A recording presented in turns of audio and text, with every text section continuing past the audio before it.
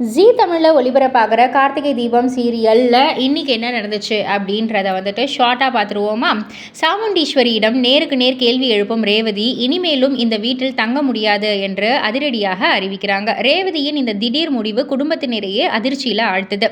இதையடுத்து தனது பொருட்களை எல்லாம் எடுத்துட்டு வீட்டை விட்டு வெளியேற தயாராகும் ரேவதியை சந்திக்கும் ரோஹிணி, நீ எடுக்கும் இந்த முடிவு உன் எதிர்காலத்திற்காக மிகவும் முக்கியமானது, உன்னுடைய வாழ்க்கையை நீயே தீர்மானிக்கணும் அப்படின்ற மாதிரி ஆதரவாக பேசுகிறாங்க.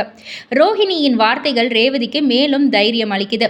இன்னொரு புறம் ரேவதி உண்மையிலேயே வீட்டை விட்டு கிளம்ப போகிறாள் என்பதை உணர்ந்த சாமுண்டீஸ்வரி அதிர்ச்சி அடைகிறாங்க. நன்றாக யோசித்து தான் இந்த முடிவை எடுத்தியா அப்படின்ற மாதிரி கடைசி முயற்சியாக கேட்குறாங்க. அதற்கு ரேவதி, என்னுடைய வாழ்க்கையை நான் பார்த்துக்கிறேன் அப்படின்ற மாதிரி உறுதியுடன் பதிலளிக்கிறாங்க.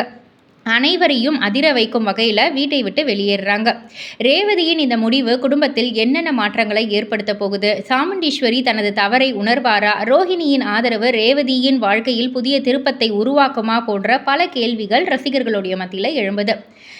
அதிரடி, உணர்ச்சி மற்றும் எதிர்பாராத திருப்பங்களுடன் நகரும் இந்த கார்த்திகை தீபம் சீரியலில் ஜீ தமிழில் காண தவறாதீர்கள். அண்ட் மறக்காமல் இது போல் சீரியல் அப்டேட் தெரிஞ்சுக்கிறதுக்கு நம்ம சேனலை சப்ஸ்கிரைப் பண்ணிவிடுங்க, லைக் பண்ணுங்கள், ஷேர் பண்ணுங்கள்.